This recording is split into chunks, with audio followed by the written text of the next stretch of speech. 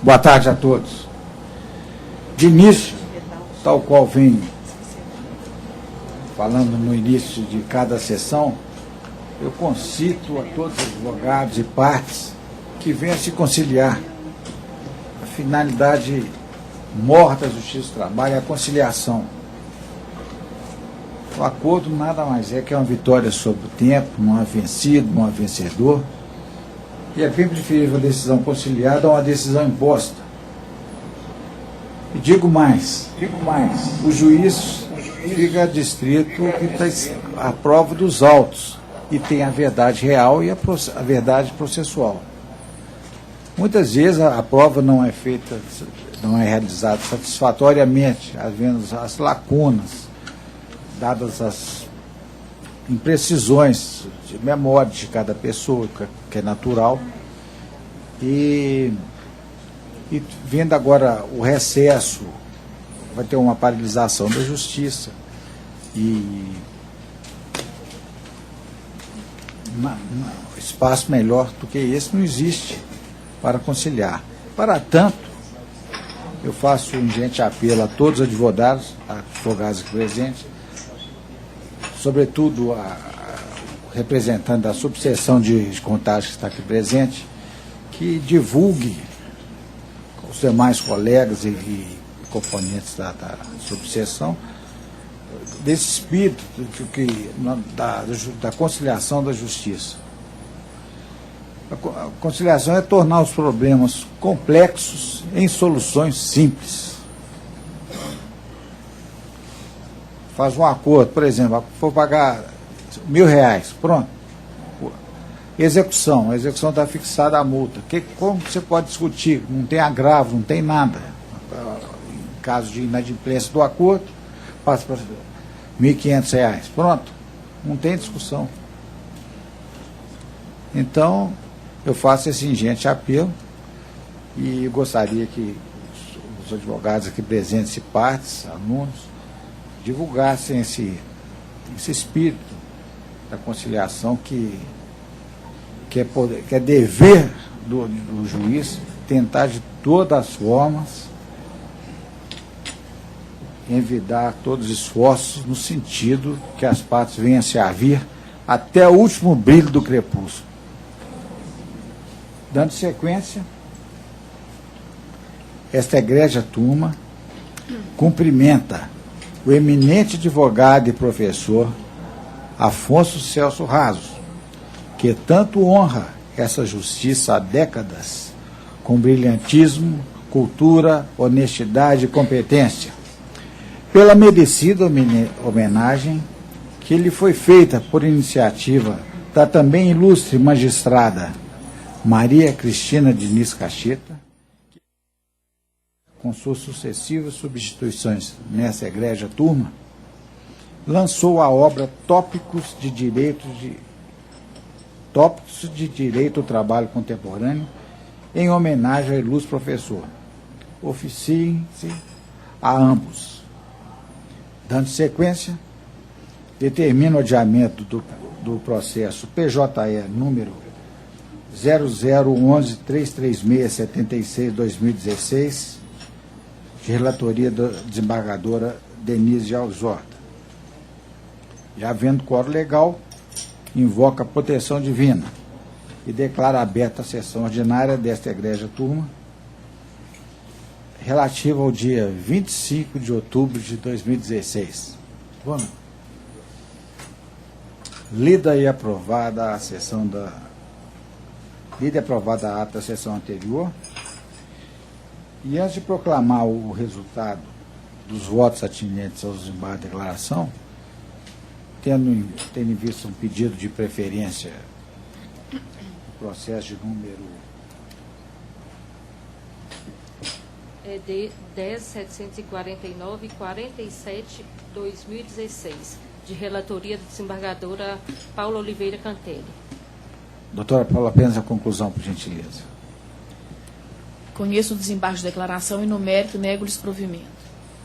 Assim se decide e proclamo o resultado dos demais embargos de declaração, tanto aqueles advindos do processos físicos, quanto aqueles oriundos dos processos virtuais, na forma das conclusões dos relatores, tal qual nele se decide, tal qual nele se expõe.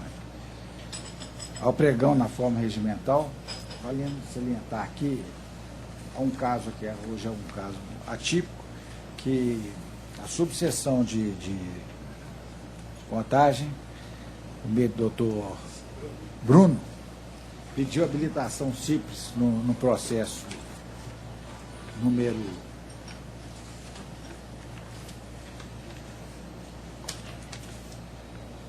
11.810, da segunda vara de contagem. Eu estou deferindo a habilitação simples da OAB para participar desse feito e, considerando que não há sustentação oral no feito. Foi? Foi feito? Tá. Então, daremos referência a isso. Processo Eu vou escutar só advogado de sustentação oral. É o senhor? É da relatoria. O senhor não é parte, não. Né? Então tá. Permito-me a conclusão. A conclusão é o seguinte. A emenda estratifica todo o esforço do voto. Atraso de 1 minuto à audiência de instrução, confissão, princípio da razoabilidade. O coleno TST vem firmando o entendimento de que, em face dos princípios da razoabilidade, da ampla defesa e da prevalência da verdade real, deve ser tolerado o atraso de poucos minutos à audiência, não conduzindo, nessa hipótese, a aplicação da pena de revelia e confissão ficta. Assim, considerando que, na hipótese, o atraso da reclamada audiência de instrução foi ínfimo, isto é, de apenas 1 minuto, deve ser afastada a confissão que ele foi aplicada, recurso a que se confere provimento. E a conclusão é o seguinte: eu estou conhecendo dos recursos ordinários e adesivos interpostos pelas partes. No mérito, dou provimento ao recurso da reclamada para acolher na preliminar de nulidade por cerceamento de defesa, afastar a revelia e consequente confissão ficta aplicadas e determino o retorno dos autos à origem para a reabertura da instrução processual com designação de nova audiência para colheita de provas na forma legal com prolação de nova sentença como se entender de direito, prejudicado por ora o exame do mérito do recurso da reclamada, bem assim o recurso adesivo do reclamante. E não havendo divergência, assim se decide. E muito obrigado pela atenção, viu, doutor?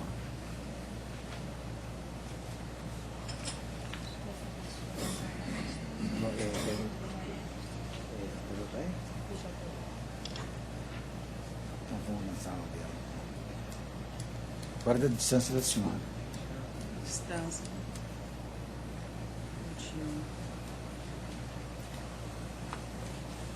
Está resolvido. Não quer falar mal? Já tá, entendeu, né?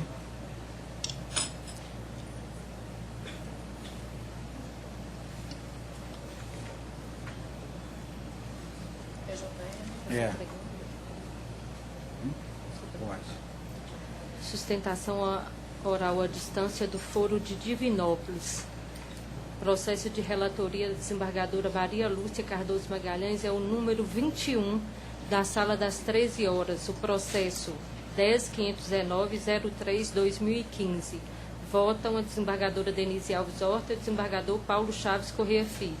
Inscritos o doutor José Antônio dos Santos e o doutor Gabriel Vitor Costa Santos pela recorrida. Qual que é o nome do...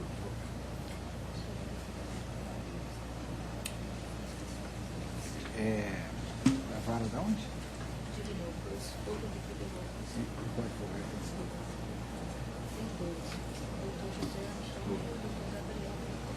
Doutor José Antônio. Boa tarde. Boa tarde, doutor Gabriel. Doutor Gabriel, perdão. Doutor, indago se está a me ouvir. Estou ouvindo bem.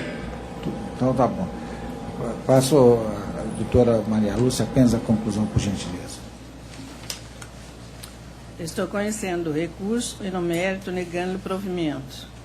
Aqui o caso é de doença ocupacional, prevalência da perícia judicial trabalhista, reintegração, danos morais e materiais, improcedentes.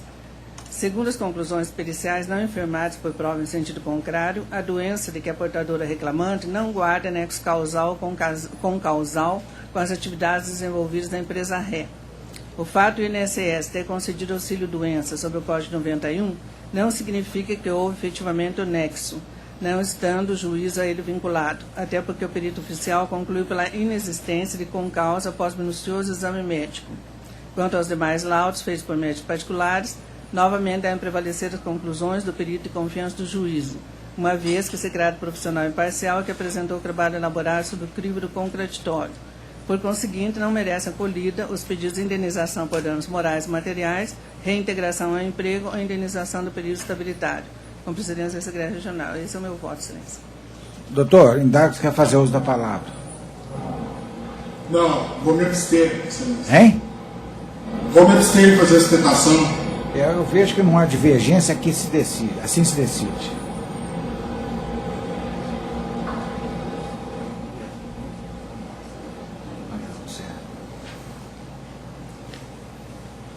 Então, Maria Lúcia, vou conseguir prosseguir na sala da senhora.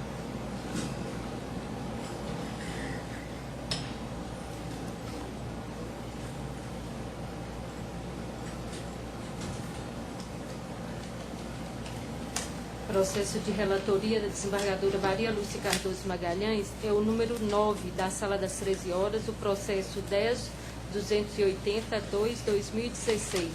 Votam a desembargadora Denise Alves Horta e o desembargador Paulo Chaves Corrêa Filho. Inscrito doutor Gustavo Viecili Pereira Lande pelo recorrente presente.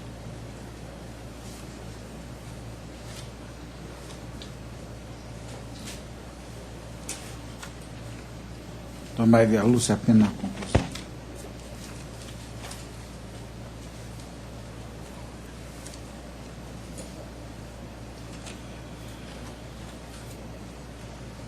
Estou conhecendo os recursos e no mérito dando provimento parcial ao apelo patronal para, com base nos limites do pedido, adequar a média da jornada fixada na origem para que se observe como seu início às 7h45 diariamente, bem como que sejam excluídas da condenação as horas extras relativas ao mês de janeiro de 2014, nos termos da fundamentação, mantendo-se quanto ao mais os critérios fixados na origem. E dou provimento parcial ao apelo obreiro para determinar a aplicação do adicional convencional de 100% para apuração da jornada extraordinária reconhecida ao demandante. E mantenho o valor da condenação porque ainda é compatível. Boa tarde, doutor. Boa tarde, senhor presidente. O senhor quer fazer uso da palavra? Pretendo, excelência. Pois não. Tem uma preliminar também. Tá, pois não. Boa tarde, senhor presidente, nobres desembargadores, juízas convocadas, representante do MP, da Tavênia, do voto da doutora Maria Lúcia, a quem guardamos sempre elevadíssima estima, desde épocas do Ministério Público. A questão aqui da preliminar recursal de cerceamento de defesa, ela é de relevo, porque a ação foi proposta pelos sucessores do trabalhador, no caso, pela companheira dele, senhora Elita. Na audiência de instrução, se pretendia tomar o depoimento dela para sustentar a tese de defesa de que o senhor Carlos Faeda, de cujos falecido, tinha poderes efetivos de admissão de outros funcionários, inclusive de parentes, no caso da própria senhora Elita e do filho dela. Foram formuladas as perguntas na instrução, se a reclamante já foi empregada da ré, se seus filhos já foram e quem contratou. Pode-se até questionar que se foi empregado ou não, bastava juntar a ficha de registro de empregado. Mas quem contratou, não existe prova documental capaz de sustentar isso, a não ser o próprio depoimento dela, presente na sentada. E o juízo de origem, talvez no afã de encerrar, data vênia, a gente sabe como a justiça tem se andado atolado com essa pletora de processos que chegam, a gente tem visto realmente uma rapidez, uma agilidade desse TRT aqui incrível, mas essas perguntas, no nosso ver, eram cruciais, porque elas não tinham outra prova a não ser por meio do próprio depoimento. Na fundamentação da sentença, o que se disse? Que a ação trata-se do reclamante Carlos Faeda. Quer dizer, a fundamentação não é nem pertinente para o tipo de pergunta formulada. E, na sentença, houve a fundamentação para a condenação de que a reclamada não produziu prova. Até na linha do que o presidente falou aqui na abertura, a verdade está no processo, né? A verdade real, às vezes, não corresponde àquilo que a gente junta, né? E a prova de que ela tinha sido contratado reforçaria muito a tese de defesa no sentido do cargo de confiança, porque se a esposa dele e o filho dele foram para a obra, obviamente que não foi objeto de uma entrevista, de um concurso, de uma licitação para se fazer a contratação daquelas pessoas, mas um efetivo mando dele, uma atuação como alter ego do empregador no sentido de contratar os próprios parentes. Essa prova foi obstada e na sentença se justificou que não se poderia dar provimento à tese de defesa porque não houve essa prova de contratação, né? E, não obstante, as testemunhas, uma delas, o senhor Clodoaldo, tem admitido que foi contratado pelo senhor Carlos Faeda, e, não obstante, que a outra testemunha também assim tenha se portado, a contratação de um parente da pessoa, do cônjuge daquele trabalhador, evidencia muito essa questão da função de confiança, né? A empresa pode ter tido algumas falhas no registro, na anotação da carteira, mas se a gente produzisse essa prova, e que realmente eu acredito que seria dita a verdade, a primeira, segunda audiência que ela estava presente, eu acho que dificilmente ela negaria isso, nós teríamos talvez um desate diferente do processo, né? Então, assim, nessa questão, nós advogados temos batendo muito por isso, pela questão de franquear bastante a prova. Então, vou insistir, data vênia da senhora Lúcia, relatora, mas insistir nessa tese da preliminar, né? E se, por acaso, for ultrapassado, no mérito também ficou mais ou menos aquela prova empatada, com a ressalva de que a prova do reclamante, que foi fartamente utilizada na sentença para condenar, no sentido de que ele tinha que cumprir horário, que ele tinha certas obrigações, não estou questionando a imparcialidade da prova, né? A imparcialidade tinha que ter sido suscitada na origem, por meio do levantamento da contradita, etc. Mas o reclamante perdeu o prazo para ouvi-la por precatória lá em Recife, né? E, curiosamente, perdeu o prazo, a testemunha se desloca de Pernambuco e vem a Belo Horizonte para prestar o depoimento. E um depoimento bem contraditório com os dois depoimentos das testemunhas da reclamada. Então, assim, sem questionar a isenção de ânimo, mas, assim, peço que seja interpretada essa prova com uma certa ressalva. Até pela forma como foi feita, com as coisas que se falaram, a contradição dentro do próprio depoimento.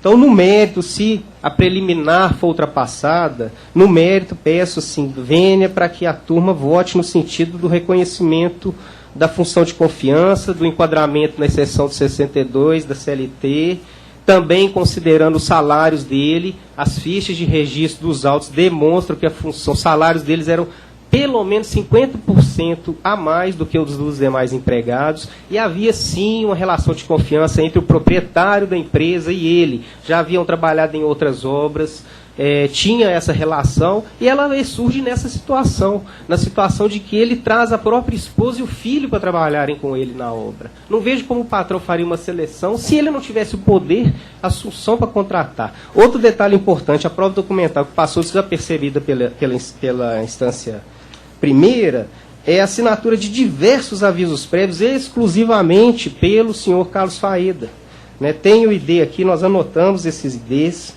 porque foi suscitado que o engenheiro também teria que dar autorização e assinar. Mas no ID de E993-CDB, nós temos 1, 2, 3, 4, 5, 6, 7 empregados demitidos com aviso prévio assinado em nome do empregador pelo senhor Carlos Faeda, né? Não tem engenheiro, não tem ninguém assinando, ele simplesmente fazendo assinatura. Ah, mas eram pessoas oficiais, pedreiros, carpinteiros, etc. E realmente aí está dentro daquela função dele de mestre. Tudo bem, mas tem a outra prova que é o controle de caixa, que foi suscitado pela testemunha Clodoaldo. Eu não vejo como mestre de obras, mero mestre de obras, atuando exclusivamente em sua função, possa deter o controle de caixa de uma empresa. E também outra questão é a aquisição de material de informática, função totalmente alheia dele como mestre, o que caracteriza realmente aí que ele tinha a verdadeira gestão daquele empreendimento. Obviamente, não estamos falando da gestão da empresa em si. Temos precedentes dessa turma, foram entregues memoriais, com 2 precedentes da turma nesse sentido, que não precisa ser aquele poder de extenso, como se fosse do sócio administrador, mas o poder de poder decidir em nome do empregador em determinados empreendimentos, notadamente se tratando de obras de construção civil. Às vezes tem uma aqui, uma lá, em determinado campo, é um estabelecimento do empregador também, e ele vai ter essa gestão. Então, pedimos vênia aqui para a turma, para que acolha o recurso da reclamada no sentido de reconhecer, quando não acolher a preliminar, mas no sentido de se reconhecer a função, o cargo de confiança do decujus, né? Ação proposta, repetimos, pelos seus sucessores. Em vida ele não veio a manejar nenhuma ação. Obrigado. Devolvo a palavra à ilustre relatora. Quanto à preliminar nulidade da sentença, foi ligado ao recebimento de direito de defesa, é reclamada afirmou ter sido privado do seu direito de comprovar plenamente sua tese defensiva, em violação dos princípios constitucionais da defesa contraditória pela origem, ao ter indeferido perguntas à parte representante do espólio. Segundo insiste, os questionamentos indeferidos eram pertinentes ao presente caso, notadamente quando envolve a contradição do próprio representante do espólio pelo decujus, senhora Elita Reneus Ferreira, presidente da audiência como empregado civil. Mas entendemos que, sem razão, porque, conforme o artigo 4431 do CPC 2015, o meritíssimo juiz pode indeferir a inquirição de testemunhas sobre fatos já aprovados por documentos. Então, essa foi a hipótese dos autos. E nós entendemos que as amostras, cartões e pontos pertinentes ao autor, ainda que impugnados pela reclamada em sua defesa, coincidem com relatos das testemunhas ouvidas em audiência, inclusive as arroladas pela recorrente. Mas, consoante a vasta documentação encarreada pela recorrente, se mostra suficiente para dirimir a controvérsia, não se havendo falar que o indeferimento de perguntas a representante do espólio elucidaria os fatos constantes e documentos. Desse modo, não há de se falar em cessamento de defesa, em virtude do disposto do artigo 443 no CPC 15, motivo pelo qual o indeferimento de perguntas a representante do espólio não se há caracterizado, em caso, afronta ao disciplinar pelo artigo 15, inciso 64 da Lei Maior. Por isso, nós rejeitamos. E quanto aos demais itens do cargo de gestão, nós entendemos que a recorrente não se conformou e pretende ser excluída a condenação ao pagamento de horas extras ao reclamante, ao argumento que a função por exercício se enquadrava na exceção prevista no inciso 2º do artigo 62 consolidado. E reitera suas teses no sentido que o autor ocupava cargo de confiança, ele tinha poderes de mando de decisão, recebendo padrão remuneratório diferencial e superior de seus subordinados. Então, nós examinamos a prova, né, os cartões de pontos, as cópias de diários da obra, e não há nesses diários qualquer alusão ou mesmo indício ao noticiário cargo de chefia do decujus, mesmo alguma menção que corrobore quaisquer atribuições suas ao poder diretivo. Ao contrário, fica claro que naquelas obras o poder de mando era pertinente ao engenheiro responsável pelas obras, ainda que tenha havido visto do reclamante em algumas contas e pedidos de material. E a assinatura daqueles diários sempre foi a do engenheiro responsável. Está às páginas 8 e 16 dos autos. Aliás, a subordinação, tanto ao autor quanto ao chefe do escritório, foi informado pela testemunha ouvida a roubo do autor. Em outro giro, ainda que impugnados os cartões e pontos relacionados com a peça de ingresso e aparentemente alusivos ao decujus, patente que havia, sim, a submissão do autor a uma jornada controlada, tal como fará pactuado de sua admissão, tendo como seu superior o gestor da obra, o engenheiro para responsável. E quanto à questão do cargo de confiança, nós inclusive demos provimento parcial ao recurso da empresa reclamada, excluindo o mês de janeiro de 2004, porque aí o conjunto probatório dos autos demonstra que ele havia assinado os cartões de ponto e ele havia se incumbido de assinar, deixa eu ver se eu acho aqui no voto.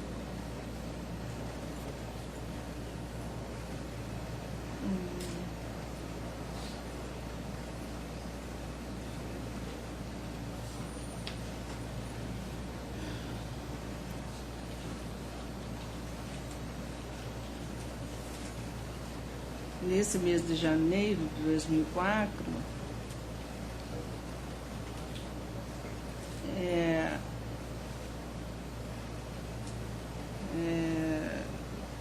que ele exerceu aquela função do responsável pela obra, assinando os documentos, porque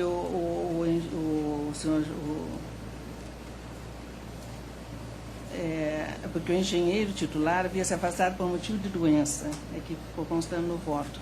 Então, por essa razão, é que nós entendemos que naquele mês de janeiro ele exerceu realmente a função de confiança.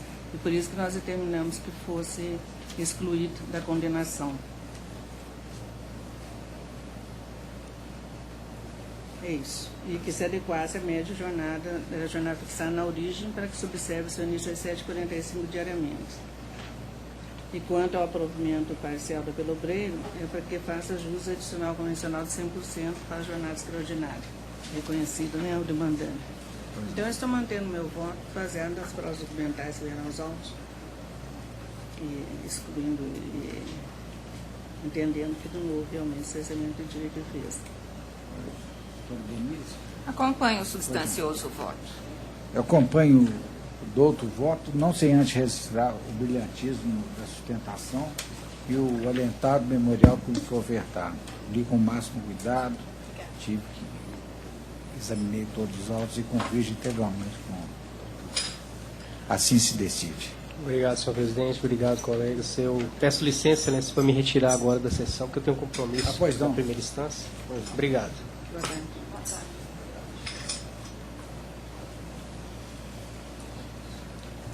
Processo de relatoria da desembargadora Maria Lúcia Cardoso Magalhães é o número 24 da sala das 13 horas, o processo 10.629.58/2016.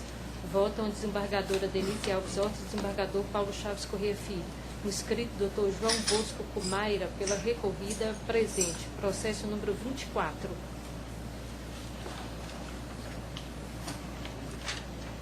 Boa tarde, doutor. Boa tarde, senhor. Doutora Maria Lúcia, apenas a conclusão. Estou conhecendo os recursos, sendo mérito e negando os provimento. Essas ações são aquelas reparatórias, né, por danos morais e materiais. Aqui no caso, juizado pela viúva e filhas de desempregado falecido, é doença ocupacional, e que acometeu o decúbito, né, silicose, foi senão a causador de sua morte com causa de falecimento. E nesse contexto, patente nexo causal includando morte do marido, pai dos autores, ação de doença ocupacional, e a conduta omissiva e culposa da ré, negligência contra a observância das normas de segurança. Entendemos que, enquanto presentes elementos configuradores da responsabilidade civil. Você usa a palavra, doutor João? Excelentíssimo senhor desembargador presidente, eminentes integrantes dessa egrégia turma, ilustre representante do Ministério Público. Na verdade, há alguns detalhes no processo que justificam a presença desse procurador na tribuna, porque chama muita atenção exatamente ao aspecto do vínculo laboral, que é realmente muito antigo.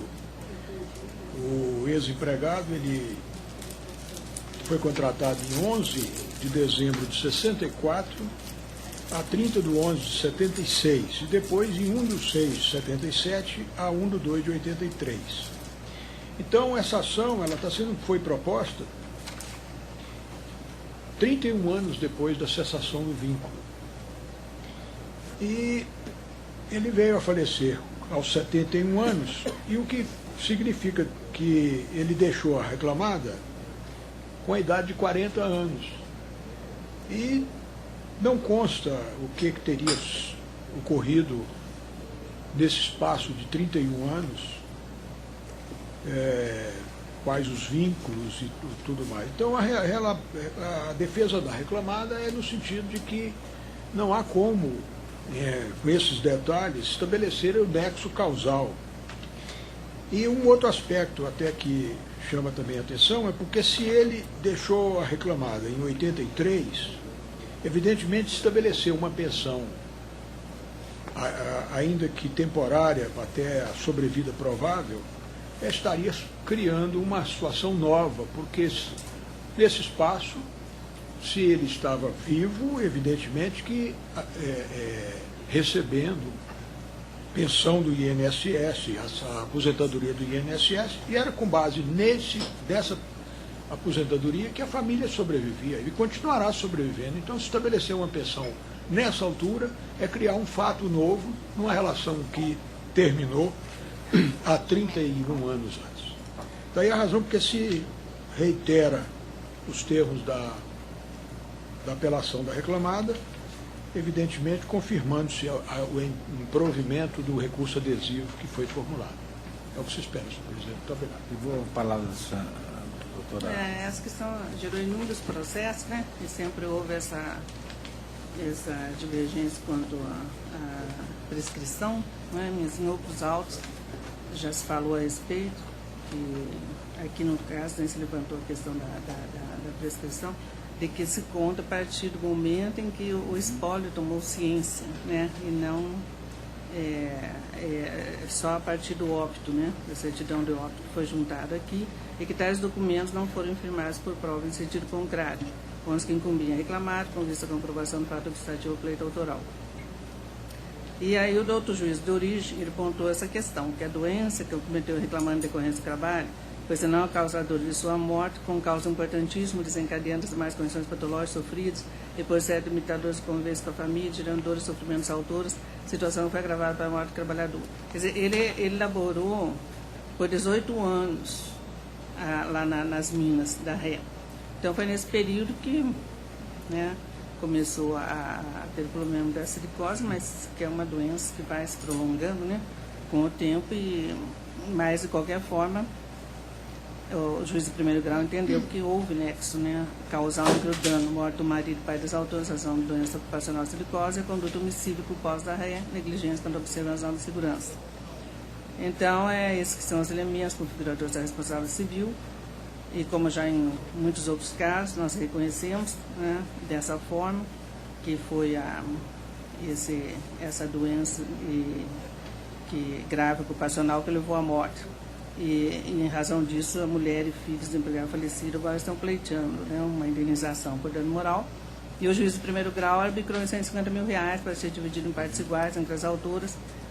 E então entendemos que não havia reparo a ser feito na decisão do primeiro grau e que foram adequados os princípios de proporcionalidade e razoabilidade, né?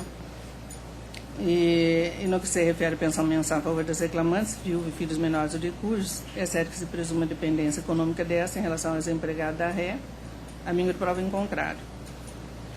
Então, aqui, inclusive, o meritíssimo juiz do primeiro grau, ele seguiu a orientação do Excelso Supremo Tribunal Federal, observando o abatimento de 1/3 do pensionamento, pois tal valor seria referente à própria subsistência da vítima, bem como limitou o pagamento da indenização por dano patrimonial fixado por meio de pensão mensal à idade máxima de expectativa de vida do falecido, que seria 75,2 anos, aplicando analogicamente, na hipótese, o disposto no artigo 948, caput inciso 2º do Código Civil. Então, diante desse cenário, é que nós entendemos que ele retocava a decisão proferida do juiz de primeiro grau. Doutora Denise? Eu estou acompanhando integralmente. Eu tive entendimento já contrário esse tema e acudir à prescrição em dois casos. O TST reformou e cassou a decisão e determinou que fosse proferida a nova decisão. Então, antes, essas foram dois casos absolutamente idênticos.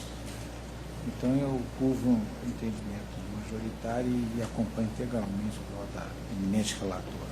Assim se decide. Boa tarde, doutor. Muito obrigado.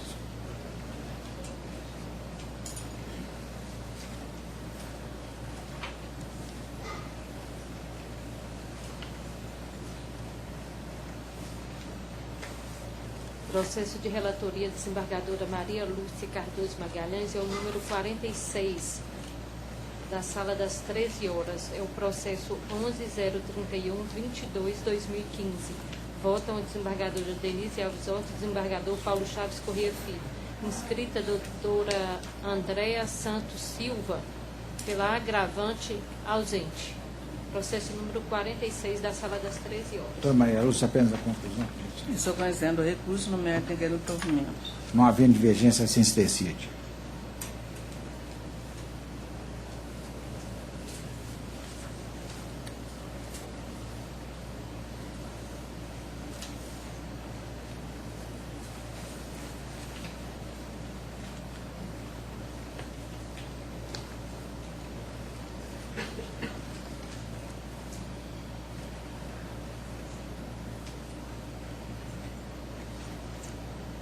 Processo de relatoria da desembargadora Maria Lúcia Cardoso Magalhães. Processo número 12, da Sala das 13 horas, o processo 10.400.03/2015. Votam a desembargadora Denise Alves Horta e o desembargador Paulo Chaves Corrêa Filho. Inscrito Dr. Rosendo de Fátima Vieira Júnior, pelo recorrido presente. Boa tarde, doutor. Dona Maria Lúcia, apenas a conclusão, por gentileza. Estou conhecendo os recursos e no mérito do parcial provimento ao apelo da reclamada para afastar a determinação de hipoteca judiciária. E provejo parcialmente o recurso adesivo do autor para acrescer a condenação ao pagamento de uma multa normativa por CCT violado no percentual de 1% menor ao salário de ingresso, conforme a cláusula 93ª da CCT 2013-2015. E mantém o valor arbitrário de condenação para incompatível. Tem interesse em fazer outra palavra? Não, perfeito. Não havendo divergência, assim se decide. Perfeito. Boa tarde, prazer em revê-lo.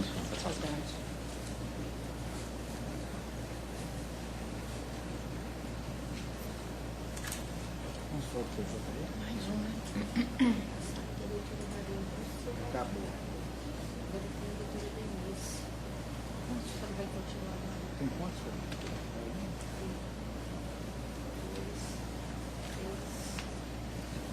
4, 5, 6.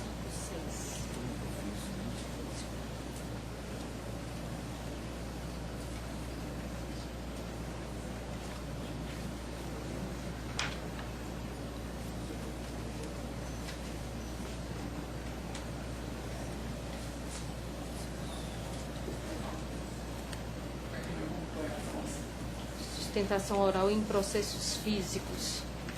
Processo número 18 da pauta, o AP 1208-2013-104.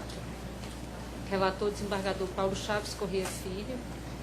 Revisora, desembargadora Paula Oliveira Cantelli. Vota em terceira, desembargadora Maria Lúcia Cardoso de Magalhães. Inscrito, doutor Davidson Malaco Ferreira, pelo agravado ausente.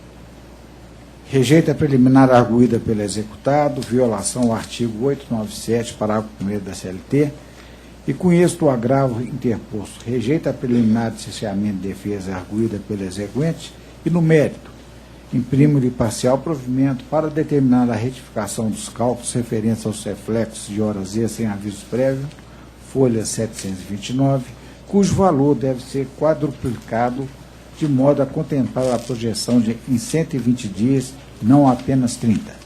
Custas pelo agravado, no importe de R$ 44,26. Assim se decide. Não havendo divergência, assim se decide.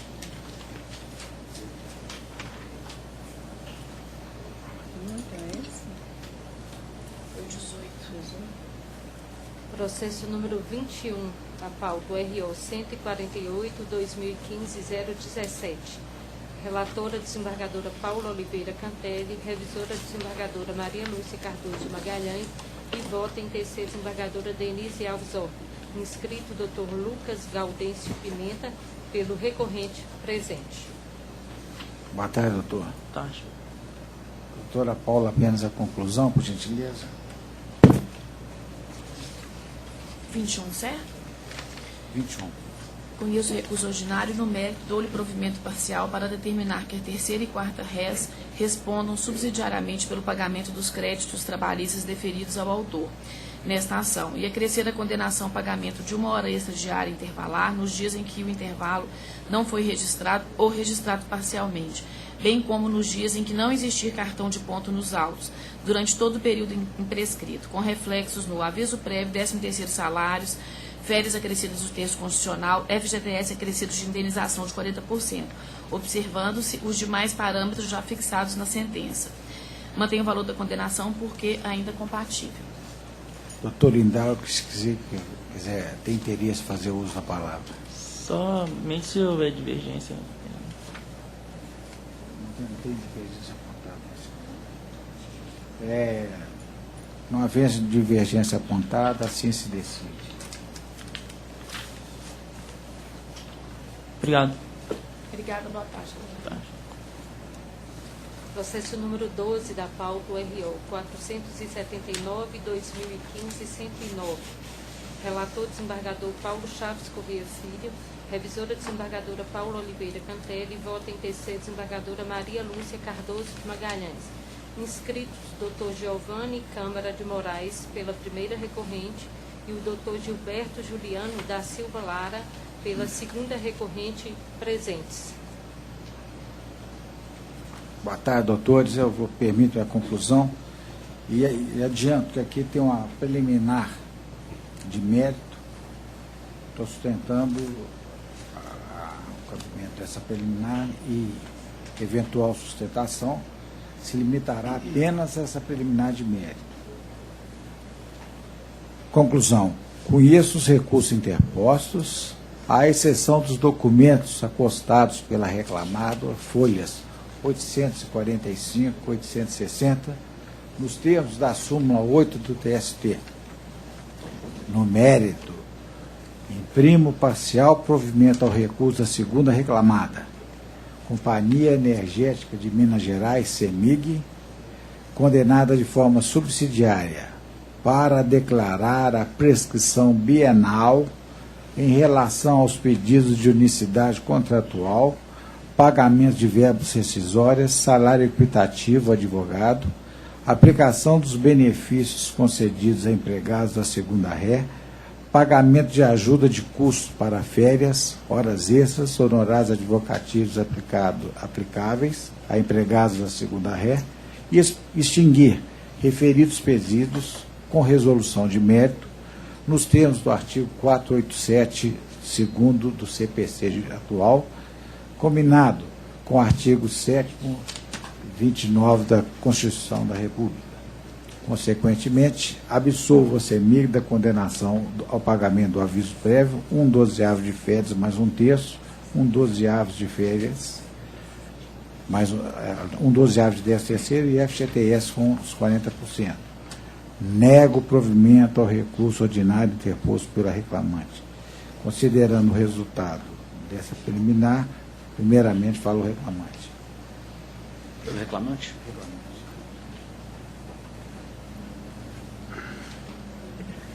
Gostaria de cumprimentar os desembargadores, membros da mesa, o ilustre membro do Ministério Público, o presidente Paulo Chaves.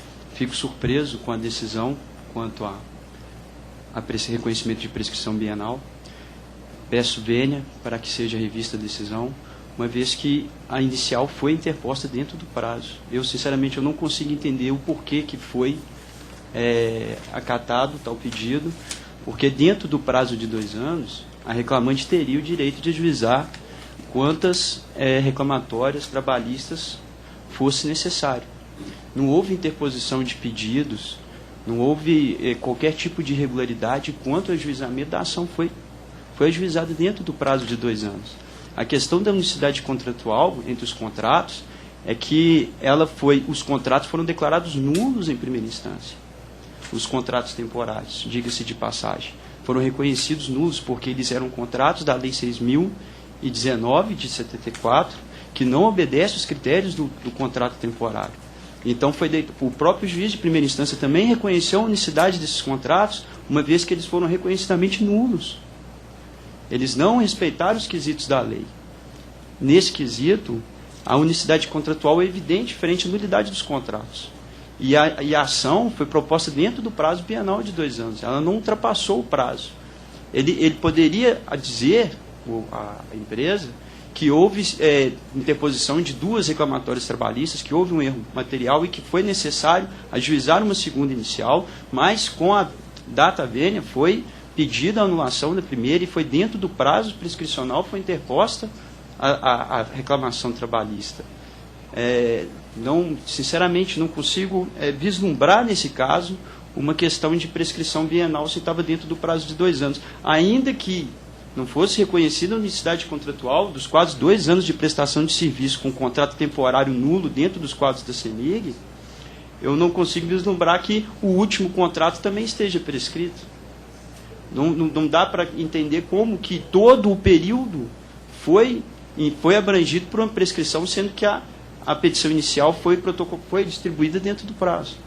Então, peço vênia para que seja observado esse critério, até mesmo para não trazer morosidade ao processo e um recurso para o TST para depois ter que voltar o processo novamente para cá, para que seja analisado ao mérito, porque é uma questão que vai ser, com certeza, debatido no TST e que não é uma questão de mérito, nem análise de provas ou documentos, mas uma análise mesmo de questão processual, que eu gostaria que fosse revista até por uma questão de celeridade processual, para que o processo pudesse ser finalmente analisado aqui nessa turma. São com essas palavras, Excelência, que finalizo a minha sustentação e peço vênia para que seja revisto a respeitável decisão.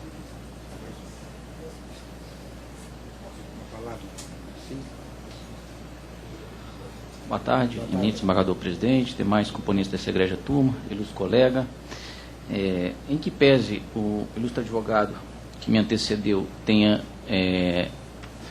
não vislumbrado a existência da prescrição total, a partir do momento que o ilustre desembargador relator afastou a unicidade contratual e em depoimento pessoal a reclamante confessou que entre um contrato temporário e outro ela ficou parada sem qualquer serviço, ultrapassado foi o prazo de 2 anos para o ajuizamento da ação trabalhista. Então, não vejo, essa questão pode ir para o TST, mas a matéria é de fato. Em depoimento pessoal, ela confirmou que entre um contrato e outro houve um lapso temporal. Tá? Então, a partir do momento que se afasta a unicidade contratual, a prescrição bienal é o que se impõe.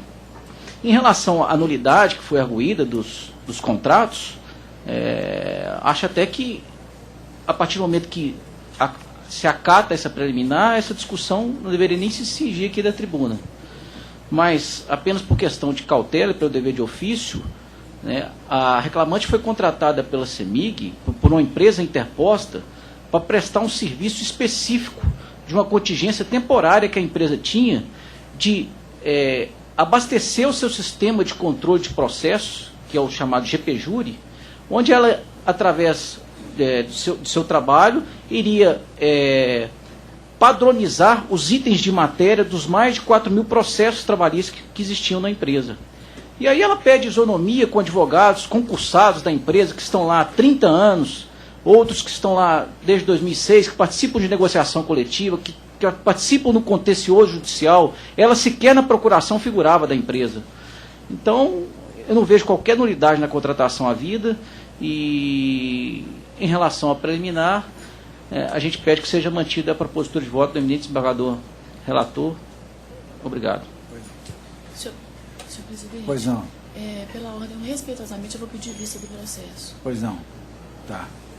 O processo foi adiado. Próxima sessão, em relação ao pedido de vista.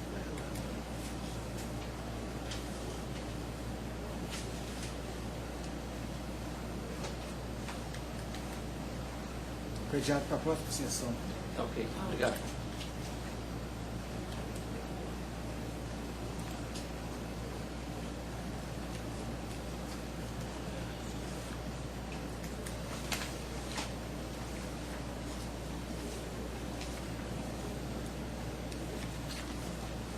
Processo número 24 da pauta URO 648-2014-011. Relatora desembargadora Paula Oliveira Cantelli, revisora desembargadora Maria Lúcia Cardoso de Magalhães e vota em terceira desembargadora Denise Alves Horta. Inscrito Dr. Cristiano Campos Cambuçu Santana, pelo segundo recorrente presente. Boa tarde, doutor. Tudo bem? Boa tarde. Doutora Paula, apenas a conclusão. Conheço os recursos ordinários interpostos pelas partes e acolho a preliminar de nulidade dos atos praticados a partir das folhas 172, determinando o retorno dos autos à origem para a designação de nova audiência de instrução, proferindo-se ao final nova decisão de mérito, como se entender de direito. O senhor tem interesse em fazer uso da palavra? Eu só gostaria de elogiar a decisão que deu uma segurança jurídica para os advogados. Obrigado. Não havendo divergência, assim se decide.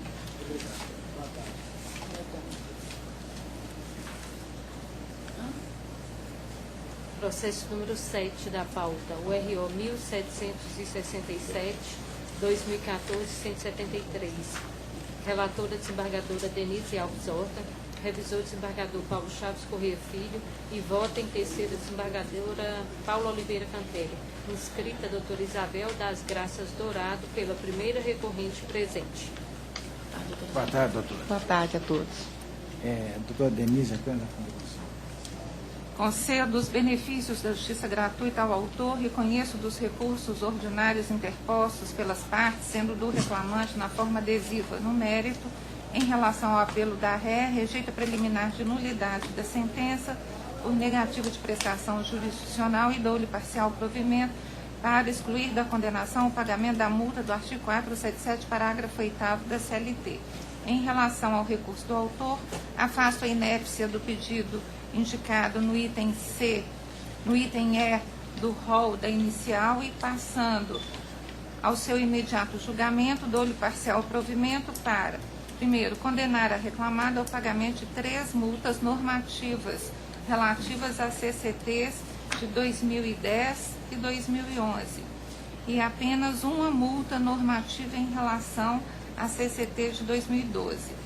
Reputar nulo o pedido de demissão do autor por ausência de pressuposto de validade expressamente previsto em lei e reconhecer como forma de rescisão do contrato de trabalho a dispensa sem justa causa em 17/5/2012. C. Condenar a reclamada ao pagamento de saldo salarial, aviso prévio indenizado, férias com 1/3, 13º salário e FGTS com 40%. Além dos valores indicados nos campos 66, 95.1, 95.2, .3, .4 e .5 do TRCT, deduzido o montante pago à folha 92. Fixar como adicional por acúmulo de funções o percentual de 12% sobre o salário base do empregado. Declaro para fins do artigo 832, parágrafo 3º da CLT, que as multas normativas, as férias com 1/3 e FGTS com 40% têm natureza indenizatória. Acresço a condenação o valor de R$1.000 e as custas processuais o valor de R$20 pela ré. Doutora, está entendendo esse fazer uso da palavra? Gostaria. Como pelo procedimento? Gostaria. Egrégia turma, inicialmente, gostaríamos de falar sobre o acúmulo de função. O reclamante era porteiro e dentro da função dele estava fazer ronda.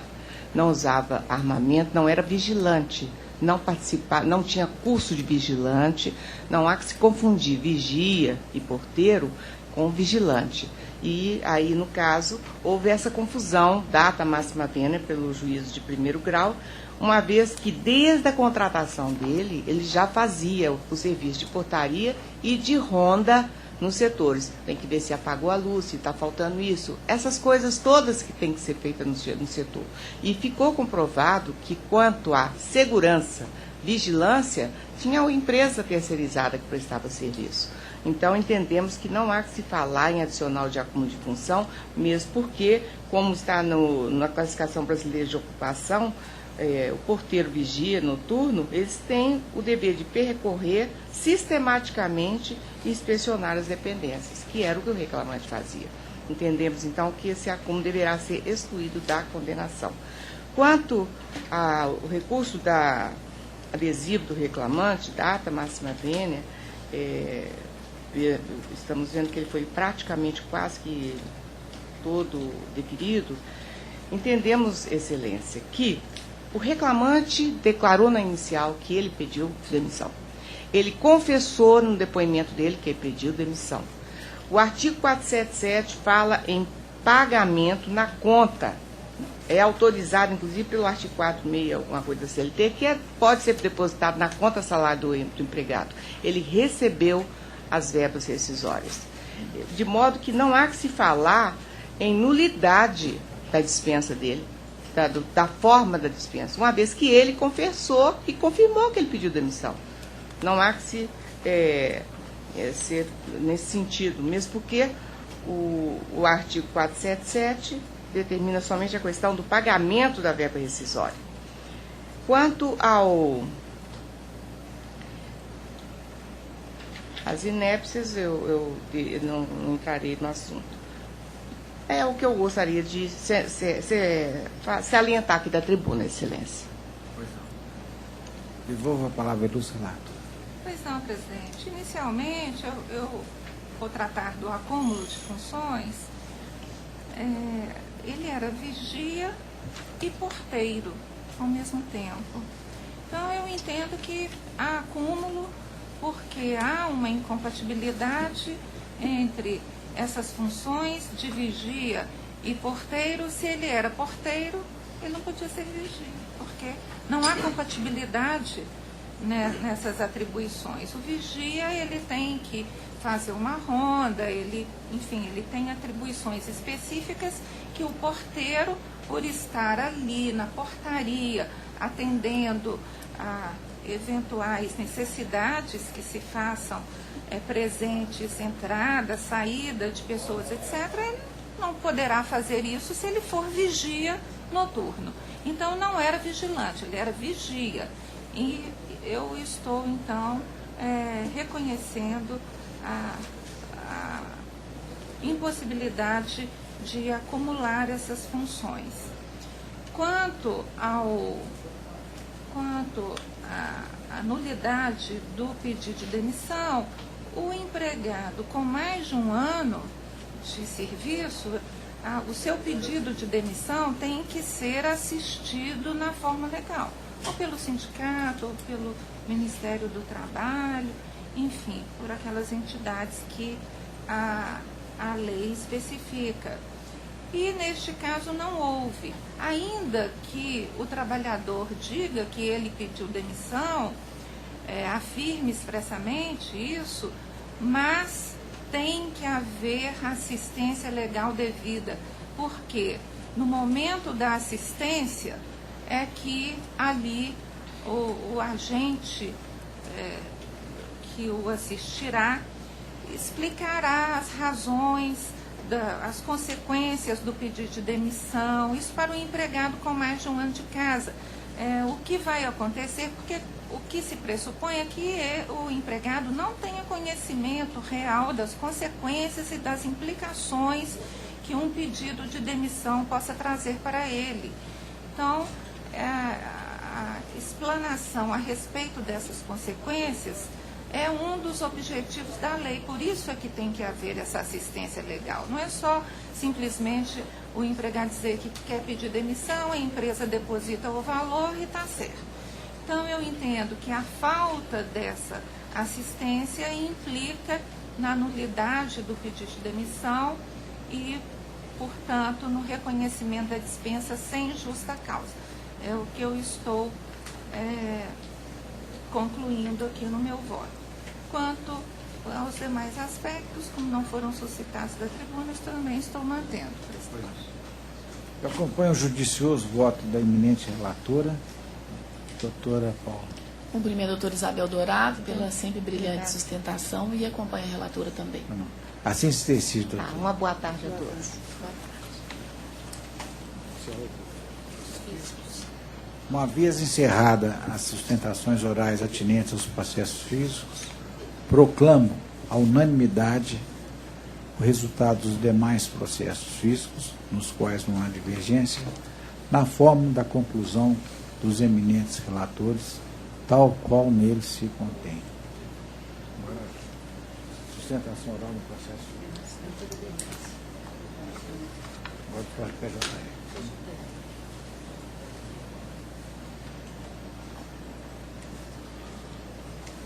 Para o doutor Denise. Processo de relatoria desembargadora Denise Alves Horta, processo número 11 da Sala das 13/6, processo 10.386/35/2015. Votam o desembargador Paulo Chaves Corrêa Filho e a desembargadora Paula Oliveira Cantelli. Inscrito doutor Paulo de Tarso Ribeiro Bueno, pela recorrida presente.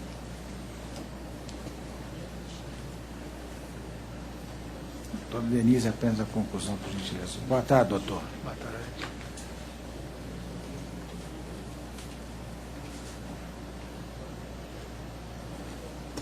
É o número 11, né?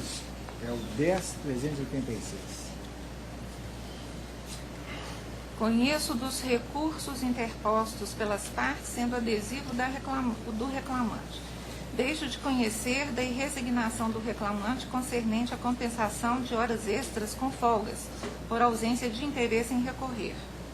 No mérito, dou parcial provimento ao apelo da reclamada para, primeiro, excluir da condenação os minutos residuais, 15 minutos em regra e 30 minutos nos dias em que praticada a dupla pegada, limitando a apuração das horas extras nos períodos não abarcados pelos controles de ponto colacionados aos autos, a média de horários declinados nos cartões de ponto correspondentes a 3 meses imediatamente anteriores ou posteriores ao período descoberto, o que for mais benéfico. De igual sorte, provejo parcialmente o apelo adesivo do reclamante para determinar que no cálculo das horas extraordinárias deferidas sejam observados os excessos de jornada diária superior a 6 horas e 40 minutos e semanal superior a 40 horas, não cumulativamente, apurando-se como extras as horas que ultrapassarem os referidos limites, mantidos os demais critérios para apuração da parcela, conforme fixados na decisão de origem, complementada pelo presente acórdão. Bem assim, para acrescer a condenação, o pagamento do adicional de insalubridade em grau médio por exposição ao agente insalubre vibração durante todo o período compreendido entre 14/11/2013 a 13/8/2014, que deve incidir no importe de 20% sobre o salário mínimo, com reflexos em férias com terço, 13º salário, horas extras e de tudo no FGTS. Sucumbente na pretensão objeto da perícia, a ré deve arcar com os honorários correlatos e declaro, para os fins do artigo 832, parágrafo 3º da CLT, que as parcelas aqui deferidas são de natureza salarial, à exceção dos reflexos deferidos em férias indenizadas com terço e FGTS. Acresço a condenação o valor de R$10.000 com custas de R$200 pela ré. De início, eu gostaria de pedir desculpa pela interrupção. Eu fui aqui, estava vendo aqui no final. Desculpa. Eu fui consertar um erro material. Estou tendo interesse em fazer uso da palavra? Sim, mas até por conta do provimento em relação ao recurso do reclamante, Silêncio. Boa tarde, senhor presidente, demais componentes da turma, demais presentes. Desculpe pela minha voz, estou um pouco rouco. Questão do recurso da empresa satisfaz porque, pelo que eu entendi, foi afastado da súmula 338 por causa da confissão do reclamante e aplicada apenas às médias dos demais cartões. Com relação ao recurso do reclamante, a compensação tem sempre que bater nisso e lembrar que, inclusive, isso aqui foi matéria dessa nossa última negociação coletiva, que eu estive presente, realmente surgiu essa dúvida mesmo, a questão da Assembleia. Realmente existe a previsão da Assembleia para validar a compensação, mas para validar a compensação só de horas extras com folgas. Horas extras com folga. Tanto que nessa última convenção nós fizemos uma coisa que não deixa mais dúvida. Mas sempre foi a intenção essa. A compensação de horas extras com folgas, há necessidade de Assembleia. Hora extra com redução em um dia e excesso em outro, que é o que prevê o artigo 59, parágrafo 2º, dentro do mês, inclusive, não seria nem o caso da súmula 85, seria realmente o artigo 59, parágrafo 2º, esse não há necessidade da Assembleia. E são previstos em cláusula, na mesma cláusula, mas em subitens diferentes da cláusula. Então, tem que ficar muito claro que a Assembleia é só na compensação de horas extras com folgas. E assim sendo, como não existe esse requisito para compensação de horas extras de um excesso de um dia com redução em outro, essa compensação é lícita e deverá ser validada como foi na sentença. Então, data vênia, não poderia ter sido dado provimento ao recurso do reclamante para afastar essa compensação. No demais é a questão da insalubridade, que a gente vem batendo sempre aqui. Algumas turmas entendem que a vibração na região B é insalubre, outras não. Eu insisto que realmente não é. Tanto que o próprio Ministério do Trabalho, revendo essa questão, entendeu por 1.1. Ora, se era 1.1, se é 1.1 hoje, por que não era antes? E antes, se falasse especificamente que era 0,43, era insalubre, data vênia, não poderia retroagir, sim, mas existia a dúvida. E se existia a dúvida, ela veio a ser dirimida por o próprio Ministério do Trabalho. Existia a dúvida antes? Existia, não nego. Mas então ela foi dirimida aqui pelo Ministério do Trabalho. Então, data vênia não pode ser dado provimento ao recurso do reclamante em razão da insalubridade por vibração. Então, pede-se para manter o voto em relação ao provimento que foi dado ao recurso da empresa e data vênia desprover o recurso do reclamante em relação a essa questão da compensação e da insalubridade. Obrigado. Eu vou a palavra à ilustre relatora. Presidente, quanto a essa questão das horas extras e da compensação, eu estou entendendo que em razão da não apresentação da ata da Assembleia realizada com a participação dos respectivos empregados nos termos da norma coletiva, o regime de compensação adotado pela RE por meio do sistema de banco de horas não possui validade, tendo sido essa a conclusão do magistrado sentenciante. Some-se a isso o fato de o reclamante submetido, regra geral, à jornada contratual máxima de 6 horas e 40 minutos diárias de trabalho e 40 horas semanais, por exemplo, cláusula 42ª da CCT 2013-2014, página 9, ter extrapolado tais limites com habitualidade, fatos que se extraem do próprio cotejo dos cartões de ponto trazidos à colação. Então, afigura-se ilegítima a compensação de jornada realizada pela RE por meio do sistema de banco de horas e tendo em conta o trabalho realizado para além da jornada máxima pactuada nos instrumentos coletivos. Assim, impõe-se acolher a pretensão do reclamante para determinar que no cálculo das horas extraordinárias deferidas sejam observados os excessos de jornada diária superiores a 6 horas e 40 minutos e ao limite semanal de 40 horas, não cumulativamente. Então, eu estou mantendo aqui a minha conclusão lida inicialmente. E quanto ao adicional de insalubridade, já excedi o conhecimento, o entendimento que eu venho adotando com relação a essa questão da vibração. Entendo que a norma, ela surte efeitos a partir do momento da sua edição. No momento anterior, aplica-se a norma de regência da época, e então estou reconhecendo no período anterior à norma hoje vigente o direito ao adicional de insalubridade por vibração no que respeita ao aspecto analisado. Eu atuo aqui como revisor, estou inteiramente de acordo com o eminente relator, com o judicioso voto proferido, com pequena ressalva. Eu fico vencido aqui no que tange ao adicional de insalubridade, agente de fibração, no período de 14/11/2013 a 13/8/2014.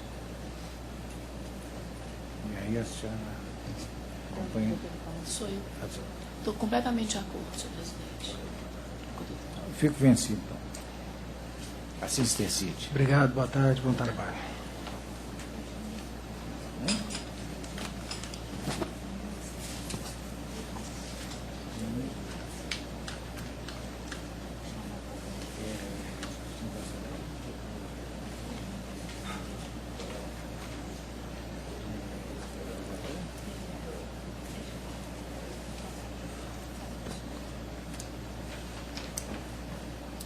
relator Denise tem mais tempo. Não pode fazer isso.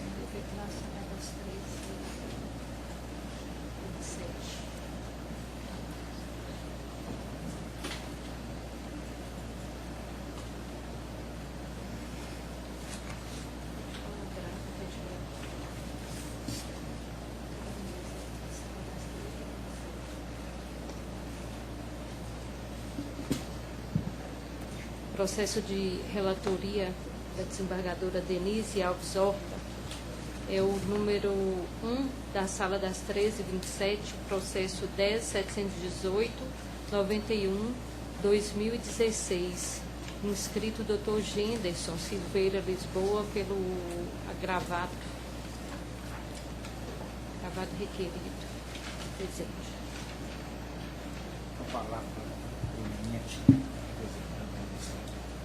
Vossa Excelência me permitiria ouvir a conclusão do voto da relatora? Conheço do presente agravo regimental e o declaro extinto sem resolução do mérito por perda superveniente seu objeto. O principal foi julgado? Foi julgada uma cautelar, né? Foi julgada a cautelar que pediu a suspensão, aliás, que pediu a suspensão dos efeitos do recurso. E eu deferi o efeito suspensivo ao recurso. Então, o agravo regimental perdeu o objeto, porque é da empresa. Na última sala, né? Foi numa sessão anterior. Que os requerentes são a AEC Centro de Contatos S.A. e a AEC Consulting S.A. Como na medida cautelar anterior eu deferi a suspensão dos efeitos do recurso, então esse agravo perdeu o objeto. Mas o que está em pauta para julgamento é a cautelar, e não o regimental. O regimental realmente já foi julgado. Porque inicialmente a liminar postulada na cautelar foi indeferida. Aí a parte requerente da cautelar interpôs um agravo regimental. Aí o agravo regimental foi julgado, relatoria de Vossa Excelência, e a turma, reformando a decisão liminar, concedeu a liminar. Agora, salvo engano, está sendo posto em julgamento a cautelar em si, não mais um julgamento meramente liminar, e sim a própria cautelar. Aqui, o julgamento da cautelar, inominada, ocorrida em 13/8/2016. Conheço da ação cautelar. No mérito, julgo-a procedente para conferir efeito suspensivo ao recurso ordinário interposto pelas reclamadas ora requerentes, ficando obstada por ora a exigibilidade do cumprimento da antecipação da tutela concedida ao requerido na sentença proferida nos autos dos processos tais. Oficie-se ao juízo de primeiro grau desta decisão, independentemente do trânsito em julgado. Diante do julgamento da cautelar inominado, o agravo regimental deve ser extinto sem resolução do mérito por perda superveniente ao objeto. O tempo sustentável. Não havendo divergência, se decide.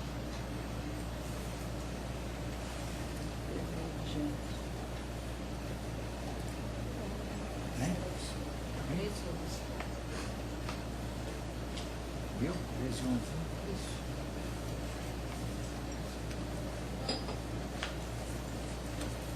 Processo de relatoria do desembargador Paulo Chaves Corrêa Filho é o número 2 da Sala das 13h11, o processo 10.00581/2015. Votam a desembargadora Paula Oliveira Cantela e a desembargadora Maria Lúcia Cardoso Magalhães. Inscrito Dr. Pedro Henrique Fernandes, pela recorrente presente.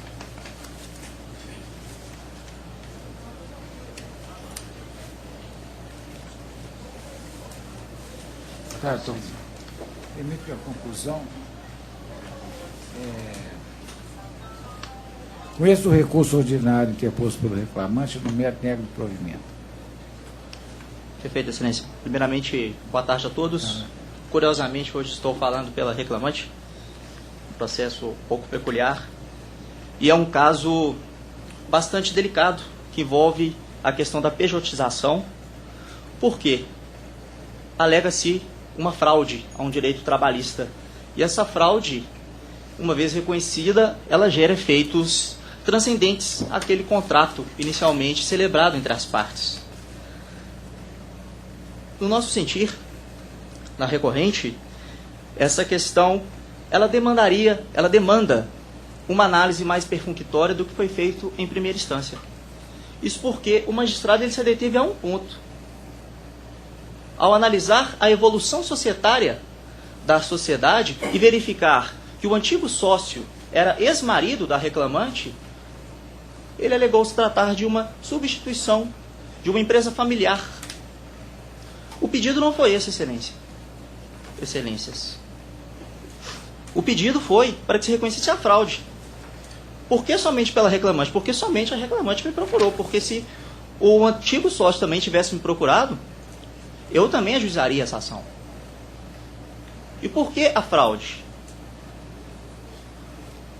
A reclamante trouxe, ao longo do processo, prova, no meu sentir, inequívoca de que ambas as sociedades, primeira e segunda reclamada, eram administradas exclusivamente pelo senhor David, possuidor do poder diretivo, do empreendimento, e a quem a reclamada esteve subordinada durante toda a relação contratual. Nesse processo de desconstituição da PJ, foram ouvidos depoimentos e peço atenção para a questão da subordinação, elemento primordial para se distinguir um profissional autônomo, ou um prestador autônomo, ou um empresário individual, da figura do empregado. Peço bem para ler trecho do depoimento da testemunha Tatiana Zanon Mingo, que a reclamante era gerente, que depoente era subordinada à reclamante, que a reclamante comparecia ao local de trabalho todos os dias, que o pagamento da reclamante era feito pelo senhor David, que era quem fazia o pagamento de todos os funcionários, que a reclamante recebia ordens do senhor Darcy e do senhor David, que a reclamante tinha a função de planilhar os documentos, organizava as compras de material de limpeza e organizava os documentos da Redcar, quarta reclamada, para enviar por e-mail para o Paraná. Paraná é o estado onde estava sediado o senhor David. Que sabe dizer que a reclamante já chegou a ligar para o Paraná quando precisou faltar ao serviço. Peço vênia para ler aqui também o depoimento do senhor Paulo, que é o ex-marido da reclamante e antigo sócio, testemunho inclusive da reclamada. A reclamante estava subordinada ao senhor David, recebendo o salário da primeira reclamada, recebendo salário. A reclamante realizava o controle das finanças da primeira reclamada e também o controle de produção dos funcionários. Excelências, convido a reflexões. Onde está provada essa autonomia da reclamante? Que autonomia é essa? Que tinha que encaminhar relatórios, tinha que estar na empresa todos os dias, tinha que prestar serviço a duas empresas, o mesmo tipo de serviço, sediadas no mesmo local? Inclusive, há um pedido na inicial de que seja reconhecida a ausência de afectos societários para que seja declarada judicialmente a retirada da reclamante da sociedade. Porque ela hoje não consegue se desvencilhar da sociedade. Ela está presa numa sociedade a qual ela não quer fazer parte. E somente foi convidada, ou na verdade, obrigada a integrar a sociedade para que pudesse exercer uma atividade profissional. Outro ponto relevante que trago aqui na tribuna se refere à primazia da realidade sobre a forma. Princípio direcionador do direito do trabalho. Nesse sentido, a testemunha Fabiana Cristina Oliveira relata: a primeira e a segunda res possuíam o mesmo endereço, que a PR-Plu e a Plupa, primeira e segunda reclamadas, prestavam as mesmas atividades. Novamente a testemunha Tatiana Zanon, que a reclamante fazia as mesmas atividades tanto para a Plupa quanto para a PR-Plu, que a PR-Plu também estava subordinada às ordens do senhor Darcy e do senhor David, que sabe que as ordens partiam desses senhores porque trabalhava na mesma sala da reclamante. Se é uma sucessão de empresas, por que a reclamante só é sócia de uma empresa, somente da primeira reclamada? Por que ela não é também sócia da segunda? Por que ela prestava serviços para a segunda reclamada? Sempre a rogo de um terceiro, o senhor David, que é nada mais, nada menos do que o sócio principal, sócio majoritário da segunda reclamada, a qual a reclamante não faz parte. Somam-se, excelências, a esses fatos os diversos e-mails juntados aos autos, onde a reclamante presta controle tanto da primeira reclamada quanto da segunda reclamada das atividades exercidas em prol da terceira e quarta reclamadas. Foram, além de tudo, diversas notas fiscais que foram apresentadas aos autos. Por fim, excelências, para não me delongar, eu gostaria somente de destacar aqui a responsabilidade da terceira e quarta reclamada, que é a FedEx e a Redcard. A Redcard distribui cartões de crédito por intermédio da FedEx, e essas duas empresas contratam empresas menores, tal qual a primeira e segunda reclamada, para o quê? Cortar caminhos da sua atividade fim, que é a organização e distribuição de cartões de crédito. Exatamente a atividade que restou sobejamente comprovada nos autos, que é que a reclamante fazia o controle dessas atividades, direcionando aí os profissionais, os motoboys, para fazer a entrega desses cartões.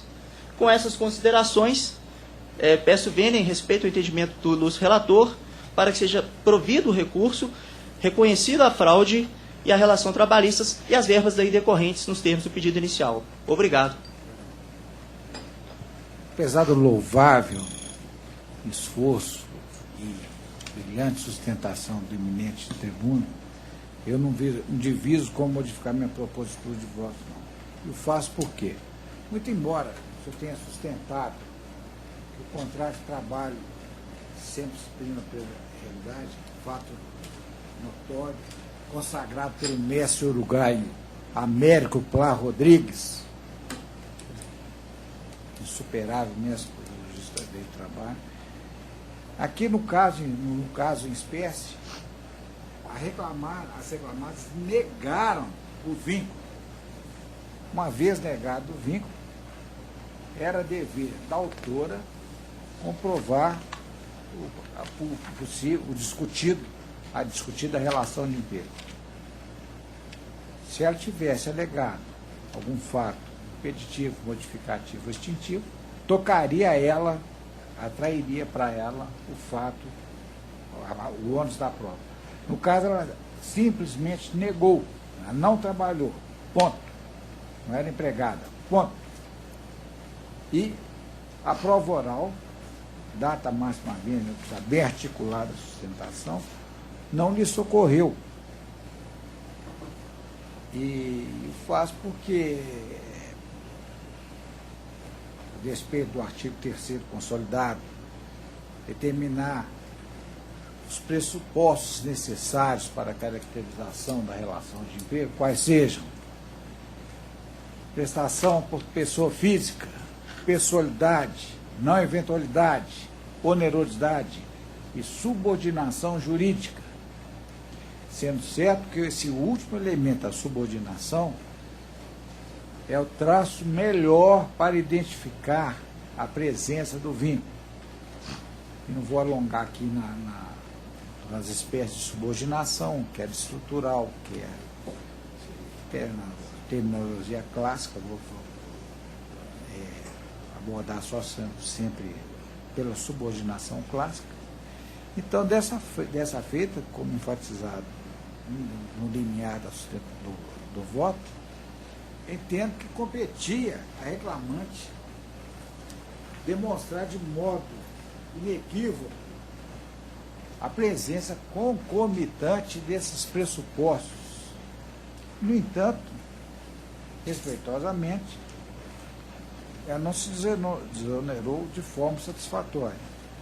Do outro tanto, as reclamadas comprovaram por meio de prova documental e testemunhal que a autora era uma das proprietárias da primeira reclamada.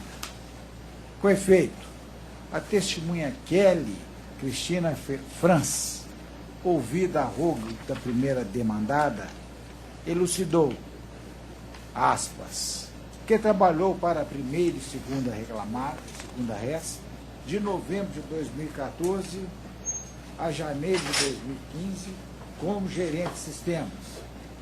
2. Que a autora era proprietária da primeira ré, conferindo ordens aos empregados. 3.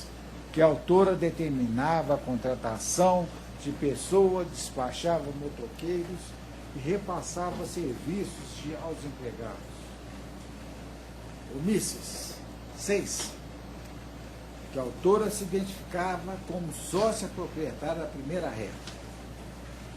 Lá do outro, o depoimento prestado pela segunda testemunha, Fabiana Cristina Oliveira Silva, ouvida a rogo da primeira reclamada, corrobora a tese defensiva, se não vejamos, que prestou assessoria na condição de autônoma para a primeira e segunda res nos anos de 2013, a partir de setembro/outubro de 2014 e início de 2015.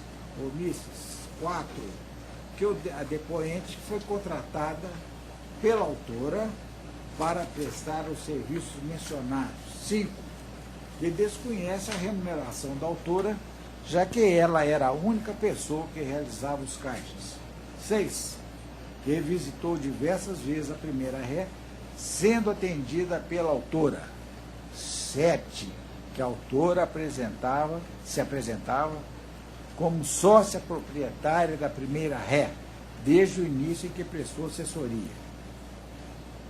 No que tange a valoração da prova, há de se ressaltar que a testemunha Carlos César da Silva, como o senhor enfatizou, ex-marido da reclamante, foi ouvido como informante. Logo, o depoimento deve ser analisado com grano sales, ou seja, com bastante cautela, como bem asseverou douto juiz sentenciante. Lá do outro,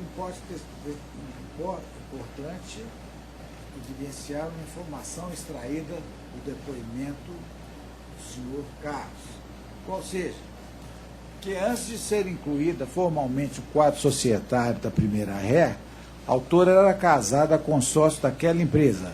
Transcrevo para o depoimento que consta essa informação. O depoente era sócio da primeira reclamada, sendo que quando da separação judicial dele com a reclamante, como parte da partilha de bens, a reclamada ficou com as cotas de participação que o depoente possuía na primeira reclamada, passando a reclamante a condição de sócio da primeira demandada.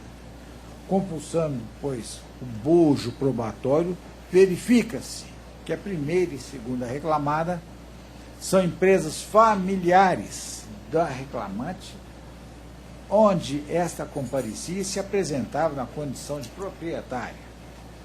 Assim, coaduno com o entendimento esboçado na origem, no sentido de que, aspas, a reclamante nunca foi empregada das reclamadas e que sempre participou como sócia proprietária da primeira ré, de fato, empresa inicialmente propriedade do filho e marido, ou seja, empresa familiar e que, quando de sua separação dele, passou a figurar como sócia de direito da referida empresa. Não há que se falar, pois, em relação de emprego.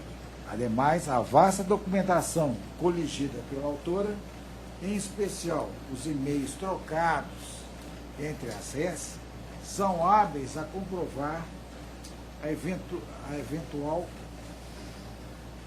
não são hábeis para eventual vínculo empregatício. A comprovar eventual não são hábeis para comprovar eventual vínculo empregatício.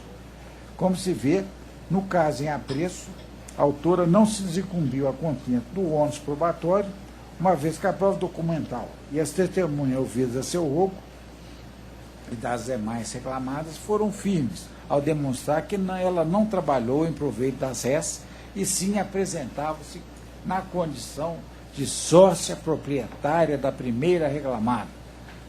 Ante exposto, respeitosamente, mantém a douta decisão recorrida e nega provimento ao apelo. No que pertine aos danos morais, indevido principal, fenece os acessórios. Em conclusão, conheço o recurso ordinário interposto e não nego o provimento, não sem antes registrar a louvável e brilhante sustentação do eminente tribuno. Doutora Paula.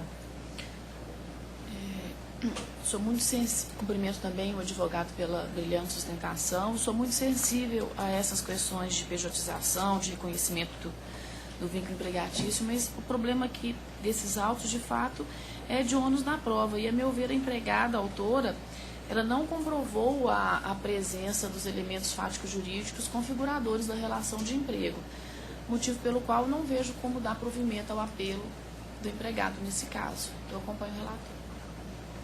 Também compensado. Assim se decide. Excelência, gostaria apenas de agradecer a oportunidade de estar mais uma vez presente da turma. E obrigado, boa tarde. Obrigado, senhor. Boa Prazer tarde. é nosso. Prazer.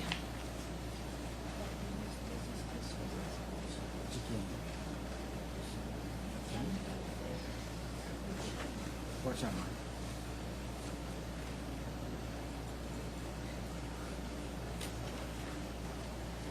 Processo de relatoria do desembargador Paulo Chaves Correia Filho, é o número 1 da sala das 13h11, do processo 10.003.93/2016. Vota a desembargadora Paula Oliveira Cantelli, desembargadora Maria Lúcia Cardoso de Magalhães. Inscrito doutora Luísio Pelúcio Vieira de Melo, pelo recorrente presente. Boa tarde, doutor Luiz. Tudo bem, né? Número 1 ou 8? Da minha relatoria? Não, Paulo sou eu. Foi no limiar da sessão. Permito a conclusão, eu rejeito a preliminar de não conhecimento do recurso do reclamante, arguído em contra-razões pela reclamada, e conheço os recursos ordinários e adesivos interpostos pelas partes. Rejeito os preliminares suscitados pela reclamada, negando provimento ao apelo adesivo por ela interposto. Nego provimento ao recurso ordinário do reclamante. A unidade quer fazer uso da palavra. O presidente poderia guardar a eventual divergência? Você está negando, né? Negando ambos os recursos. Vou repetir aqui, senhor. Só tem a divergência. 10.003? Rejeita a preliminar de não conhecimento. Conheço os recursos ordinários e adesivos interpostos pelas partes. Rejeita os preliminares suscitados pela reclamada, negando provimento ao apelo adesivo por ela interposto. Nego provimento ao recurso ordinário do reclamante. Adiante tem uma divergência da doutora Paula. Tem divergência. E a doutora Maria Lúcia também acompanhando. Então, só fica vencida, né, doutora? Fico vencido.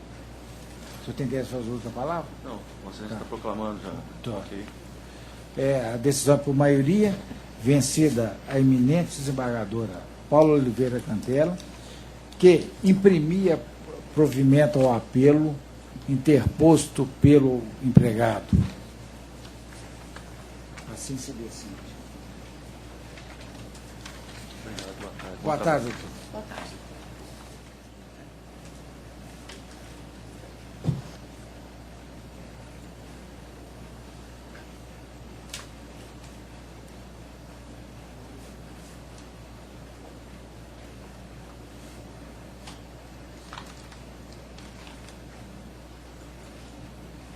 Processo de relatoria do desembargador Paulo Chaves Correia Filho. É o número 11 da sala das 13h11, o processo 10.596/48/2016.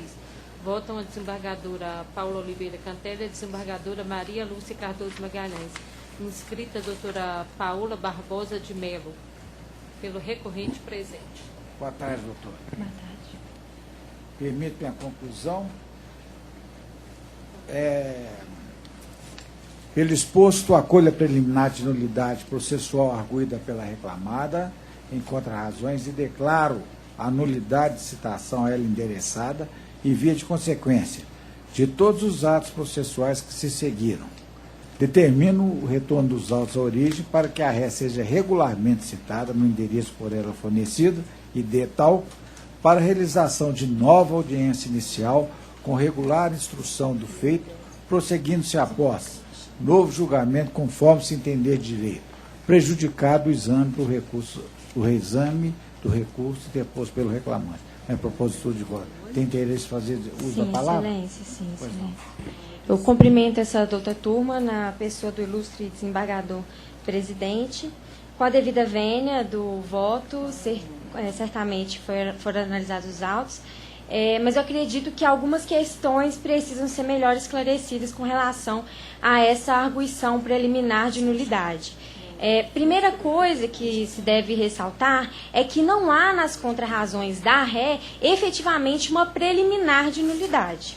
Há, no mérito, uma arguição singela, fazendo remissão a uma petição pretérita, mas nessas contrarrazões também não são levantados fundamentos que possam fulminar, que possam denegrir de alguma forma a decisão que foi tomada nos autos pelo juízo ACO. Este processo já voltou, uma vez à primeira instância, porque Vossa Excelência havia verificado a necessidade de análise de uma petição da ré, em que ela realmente arguía essa questão da nulidade. Os autos voltaram, foram analisados pela primeira instância e manteve-se a sentença nos exatos moldes. Com a devida vênia, eu entendo a forma como o juiz sentenciante, de que, em primeiro lugar, houve preclusão, e já se aplica de pronto o artigo 795 e 836. Por quê? Como que foi essa arguição de nulidade? A ré juntou aos autos uma declaração de residência, um documento particular, que não tem qualquer formalidade maior, não tem nem mesmo a identificação da pessoa que está assinando, com CPF, identidade, para que se possa aferir a validade dessa assinatura. Não há cópia de documento dessa pessoa que está juntando essa declaração e nem prova de que essa pessoa que está declarando a residência é proprietária do imóvel, é síndica do prédio onde ela firmou essa declaração de residência. É uma pessoa que não tem qualquer vínculo com o processo, é um terceiro, e essa declaração foi inserida nos autos dessa forma. E quando foi oportunizado o contraditório, foi devidamente impugnada justamente por essa questão. A par dessa situação, deve-se ressaltar que essa declaração de residência, esse documento particular, ele foi datado do dia 16. A sentença foi prolatada no dia 20, ou seja, antes da data da sentença, a ré já tinha conhecimento do processo. O que a ré fez? Foi lá, produziu a prova que ela entendeu que deveria produzir, ainda que impugnada depois pelo autor, mas produziu essa prova e juntou aos autos depois da sentença. Não fez embargo de declaração, não fez recurso ordinário, simplesmente juntou esses documentos de qualquer maneira. Data vênia, ela fez uma exceção de presectividade. Exceção de presectividade, tirando toda a discussão que se pode travar sobre a sua utilização no processo de conhecimento, que já demandaria um outro tempo de sustentação, ela não substitui recurso. É uma construção jurisprudencial, louvável até para casos específicos. E, no caso dos autos, ela poderia ter utilizado dos embargos declaratórios nesse primeiro momento.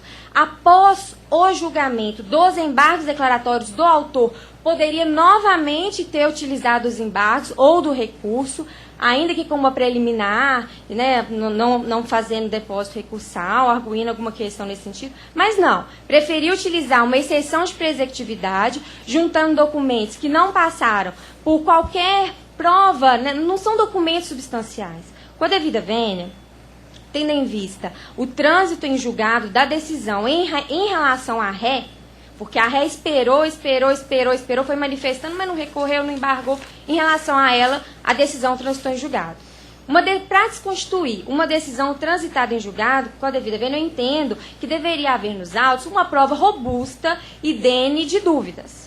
No caso, o que a reclamada juntou? Uma simples declaração particular, sem qualquer lastro. Não tem um documento de propriedade do imóvel, não tem uma ata de eleição de um síndico, não há como se falar quem é essa pessoa que firmou essa declaração para desconstituir uma decisão transitada em julgado e que ela já tinha ciência antes da prolação da sentença. Eu acho complicado, Excelência. E para piorar a situação, foi juntado um contrato de aluguel, assim, bem propício para ele a juntar esse contrato de aluguel a uma data tão próxima da distribuição da ação. Mas, por bem, um documento particular que, como sabes, pelo artigo 221 do Código Civil, quando não está registrado no cartório, não faz prova para terceiros, só poderia fazer prova entre as partes que estão ali determinadas. E, para piorar a situação do réu, esse contrato de aluguel foi firmado também em nome de um terceiro. Não há nos autos prova de que os seus sócios foram os locatários. O réu é um, o sócio do réu é um. A pessoa que assinou o contrato, a senhora Monique, não está nos autos.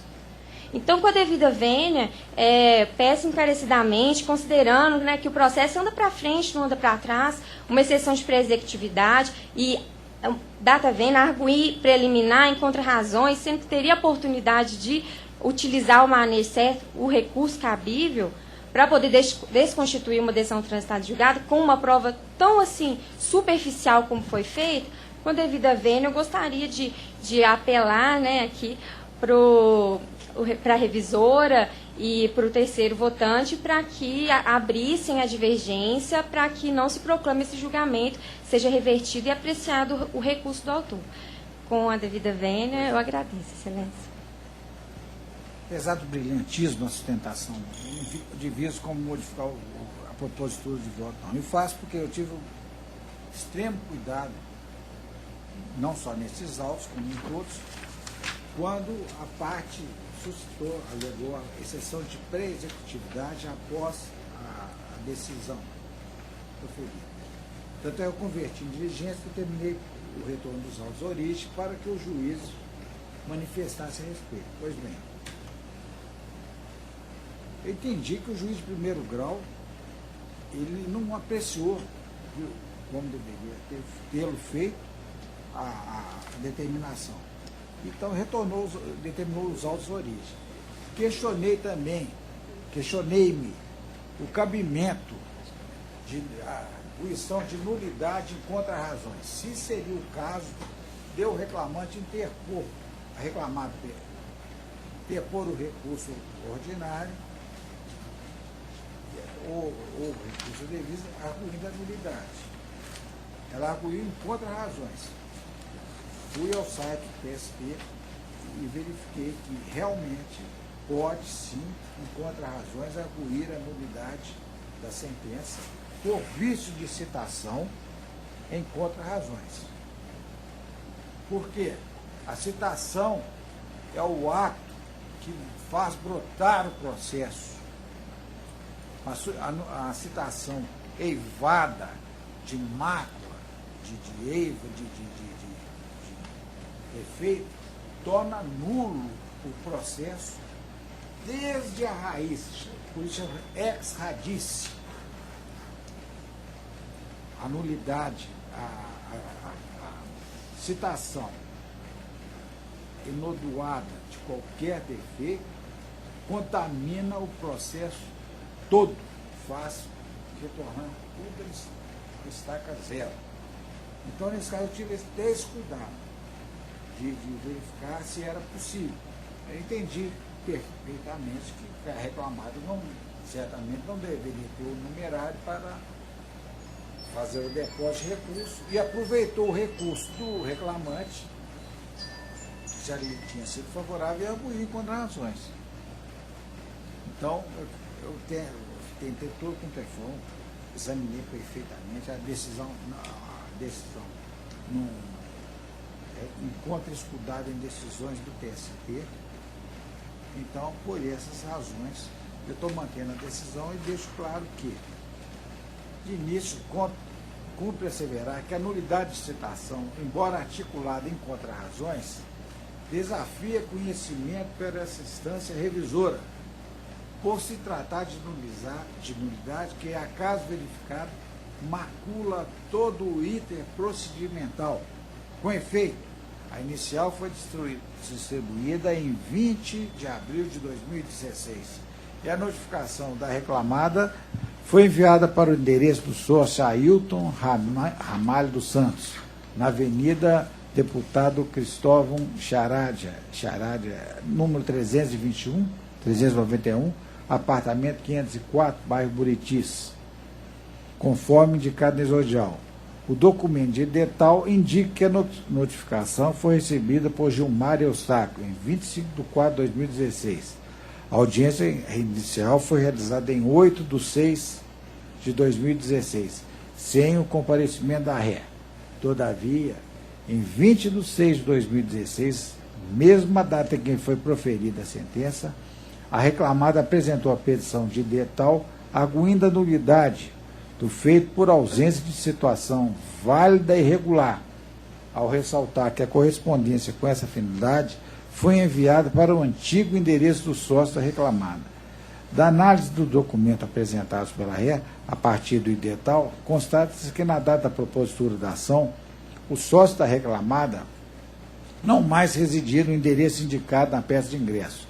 O documento de edital comprova que a rescisão do contrato de locação do imóvel situado na Avenida Deputado Cristóvão Charari, endereço indicado em exordial, foi efetuada em 5 de 4 de 2016. E a partir de então, o sócio da reclamada passou a residir na rua Boa Ventura 331, apartamento 104, bloco 4, bairro Indaiá, Belo Horizonte. Assim, constatando-se que a notificação foi remetida para o local diverso do endereço da reclamada, em observância aos princípios do devido processo legal do contraditório da ampla defesa, impõe-se declarar a nulidade da citação.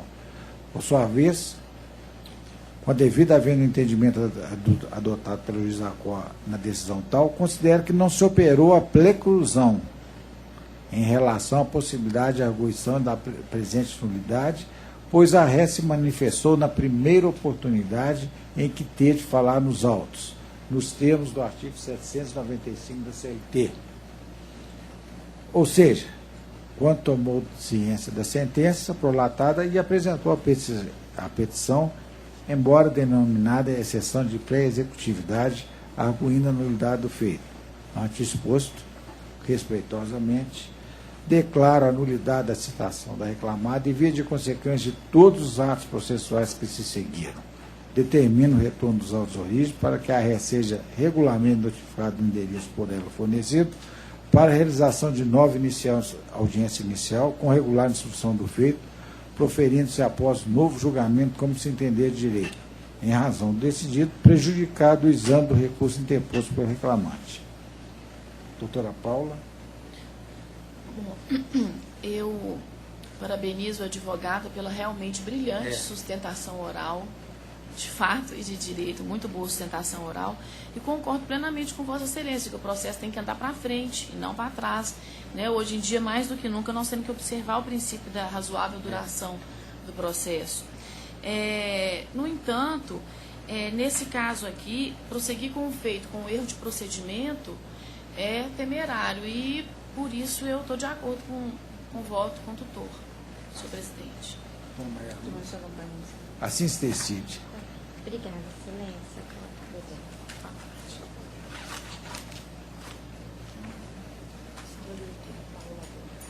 Só a doutora Paula. Só um minutinho.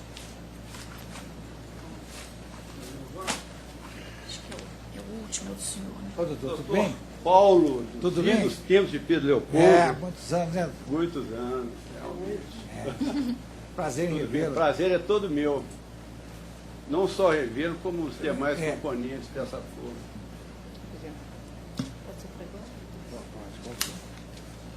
Número 8. Processo de relatoria da desembargadora Paula Oliveira Cantelli é o número 8 da Sala das 13h16, o processo 10.984-23/2016. Votam a desembargadora Maria Lúcia Cardoso Magalhães e a desembargadora Denise Alves Horta. Inscrito Dr. Paulo Fernando Magalhães Gomes Pede, pelo recorrente. Prazer é todo meu. Presente. Doutora, apenas a conclusão. conheço o recurso ordinário interposto e, no mérito, dou-lhe provimento parcial para condenar a primeira ré com responsabilidade subsidiária da Vale Fertilizantes S.A. a pagar ao autor: a 5 horas extras diariamente de segunda-feira a domingo, sendo aquelas laboradas de segunda a sábado acrescidas adicional convencional de 60%, e aquelas laboradas aos domingos em dobro, com os consequentes reflexos em repouso semanal remunerado, férias acrescidas do texto constitucional, 13º salário, FGTS acrescido de indenização de 40%. E B, multa prevista no parágrafo 8º do artigo 477 da CLT. Fica invertido o ônus da sucumbência, arbitra-se em R$30 mil o valor da condenação, com custas no importe de R$600 pelas réis. Declaro para os fins do artigo 832, parágrafo 3 da CLT, que as parcelas ora deferidas têm natureza salarial, exceto no que diz respeito às suas incidências nas férias indenizadas, FGTS, indenização de 40%. Inclui-se no rol das parcelas de natureza não salariais a multa do parágrafo 8º do 477 da CLT. É a conclusão. Doutor, o senhor tem interesse em fazer uso da palavra? Não, dada a cultura jurídica dessa turma, não poderia ser outra decisão. Pois não. Eu agradeço. Veja que não há divergência apontada. Eu queria só tocar assim se decide. Em relação ao aviso prévio cumprido em casa também, foi deferido o pagamento desse aviso? Do aviso prévio,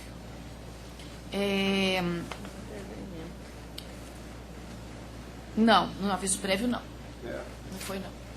Foi não, né? Não, nos termos da OJ 14, da SDI 1 e da cláusula 19ª da CCT, da Convenção Coletiva de Trabalho. Porque a reclamada não obedeceu essa cláusula, porque o reclamante teria que anuir e cumprir o aviso prévio em casa. Então não houve essa anuência, não foi colocado ele que deveria cumprir o aviso prévio em casa. Inclusive a figura do aviso prévio cumprido em casa não existe. Ou o aviso prévio é trabalhado ou indenizado. Inclusive o aviso prévio trabalhado em casa agride o trabalhador, coloca ele como se fosse um ser descartável, fere a dignidade do empregador. Por essa razão, eu entendo que o aviso prévio cumprido em casa não pode prevalecer. Essa figura do aviso prévio é totalmente anógena na Justiça do Trabalho. Ou é trabalhado ou é indenizado. Tem aí? E aí? Bom, a orientação jurisprudencial 14 da SDI 1 do Colente da CRT reflete o entendimento no sentido de não ser admissível sujeitar de fato o trabalhador ao cumprimento do aviso prévio em casa. Ela diz o seguinte, que em caso de aviso prévio cumprido em casa, o prazo para pagamento das verbas rescisórias é até o 10º dia da notificação da dispensa. Já a cláusula 19ª, ao possibilitar esse procedimento, ela leva em consideração a peculiaridade da atividade empresarial, mas exige, como já foi mencionado antecipado, o expresso consentimento do trabalhador. O que neste caso não aconteceu. No entanto, não há que se falar em pagamento de um novo aviso prévio, pois o procedimento de determinar o cumprimento do aviso prévio em casa, por si só, ele não, neste caso aqui, invalida o ato em razão da Convenção Coletiva de Trabalho, apenas atrai a aplicação da multa. Com esses fundamentos, eu neguei provimento ao apelo neste aspecto. Perfeito. Na realidade, foi dado provimento É um prazer revê-lo. Prazer é todo meu, doutor Paulo. Prazer revê-lo. Se deu provimento parcial para condenar o pagamento da multa. Da multa eu dei, do aviso prévio não. Tenha um bom dia para todos. Prazer em revê-los. Prazer. Obrigada.